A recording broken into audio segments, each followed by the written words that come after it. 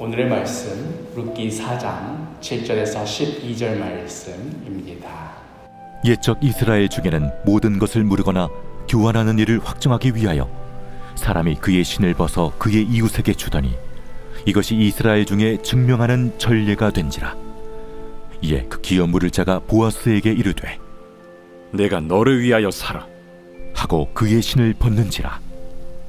보아스가 장로들과 모든 백성에게 이르되 내가 엘리멜렉과 기련과 말론에게 있던 모든 것을 나오미의 손에서 산 일에 너희가 오늘 증인이 되었고, 또 말론의 아내 모압 여인 룻을 사서 나의 아내로 맞이하고 그 죽은 자의 기업을 그의 이름으로 세워 그의 이름이 그의 형제 중과 그곳 성문에서 끊어지지 아니하게 하매 너희가 오늘 증인이 되었느니라 하니 성문에 있는 모든 백성과 장로들이 이르되 우리가 증인이 되나니 여호와께서 내 집에 들어가는 여인으로 이스라엘의 집을 세운 라헬과 레아 두 사람과 같게 하시고 내가 에브랏에서 유력하고 베들레헴에서 유명하게 하시기를 원하며 여호와께서 이 젊은 여자로 말미암아 내게 상속자를 주사 내 집이 다말이 유다에게 낳아준 베레스의 집과 같게 하시기를 원하노라. 룻기의 주인공은 누구일까요?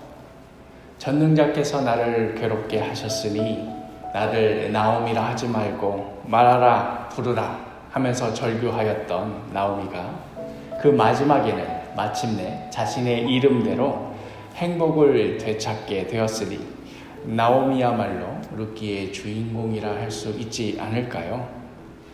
혹은 가만히 내버려 두었으면 영락없이 그 가문이 멸망하고 말았을 엘리멜렉의 집안이었는데 보아스가 이를 모른 채 하지 않고 기꺼이 자신의 큰 손해를 감수해 가면서까지 그 기업을 대신하여 물어주어서 룻을 통해 엘리멜렉의 대를 이어지게 하였으니 그 모습이 너무나 귀하고 또 헌신적이어서 앞으로 다가오는 세대들에게도 두고두고 본이 될 만한 그런 모습이었으니 보아스야말로 룻기의 주인공이라고 할 수 있지 않을까요?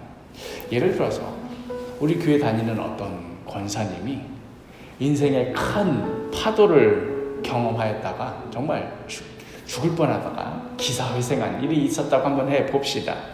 그런데 이제 그분이 기사회생하는 데 있어서 사실 교회 내의 어떤 장로님이 정말 자신의 큰 손해를 감수해가면서까지 크게 힘을 써주셨기 때문에 이것이 가능했다고 한번 해봅시다.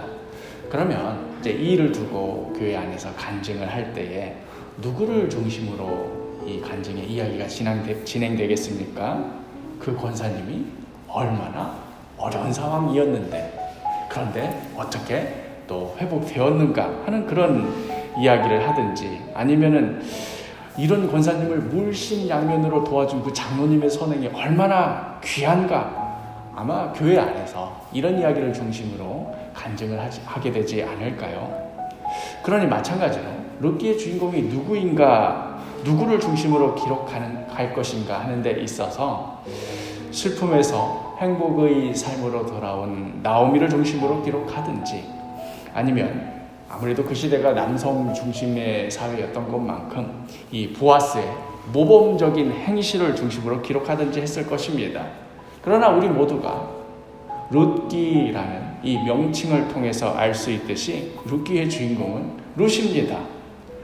룻은 이스라엘의 입장에서 보자면 이방인이자 과부이자 극빈자입니다.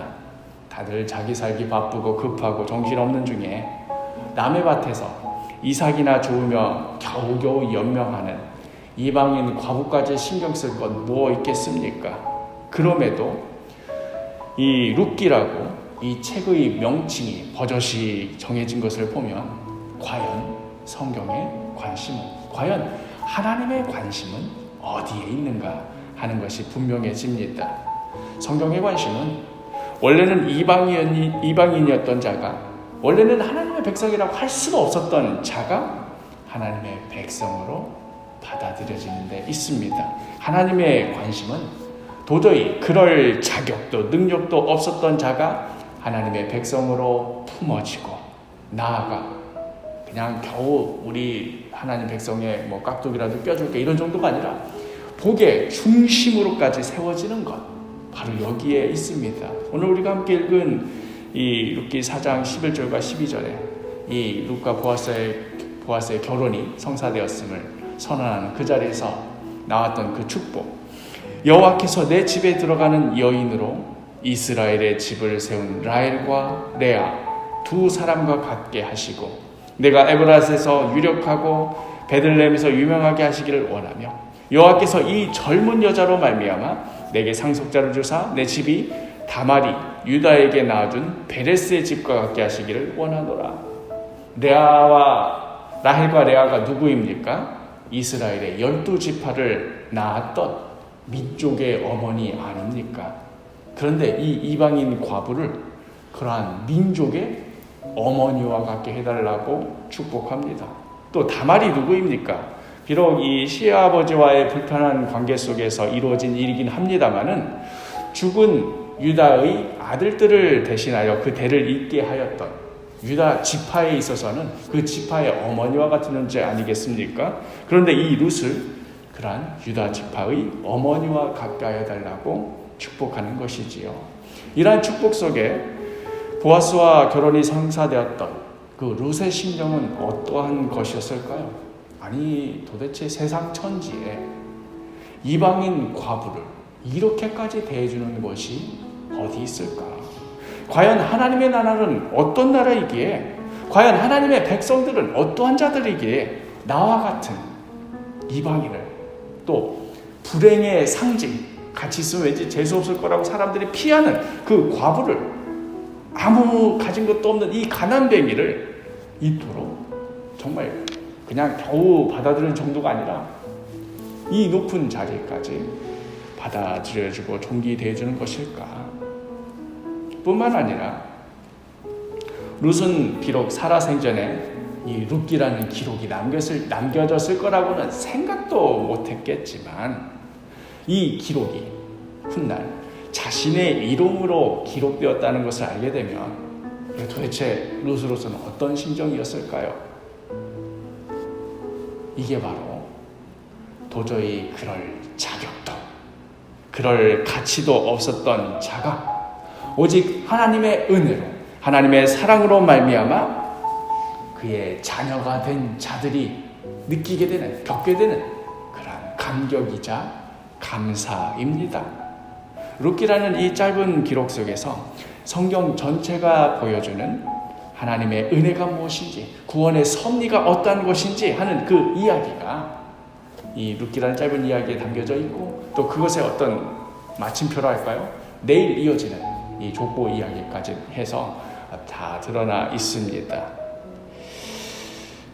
독일의 문호 괴테도 이 룻기를 두고 과연 매우 놀라운 작품이라고 칭송하였을 정도라고 하지요. 베들레헴이라는 이 작은 마을에서 벌어지는 어느 가난한 과부의 이야기가 과연 어떤 파급력을 가져오게 되는지 내일 계속해서 우리가 이어서 묵상하도록 하겠습니다. 이방인이자 과부이자 가난뱅이였던 룻이 민족의 어머니로, 또 가문의 어머니로 많은 사람들의 축복 가운데 하나님의 백성의 일원으로 세워지는 것을 오늘 하루도 묵상하시면서 오늘을 살아가는 우리 또한 예수 그리스도의 은혜로, 또 그 사랑으로 말미암아 하나님의 자녀가 된 그 지구한 복을 누리고 있음을 기억하며 감사하며 찬양하는 오늘 하루가 되시기를 간절히 축복합니다.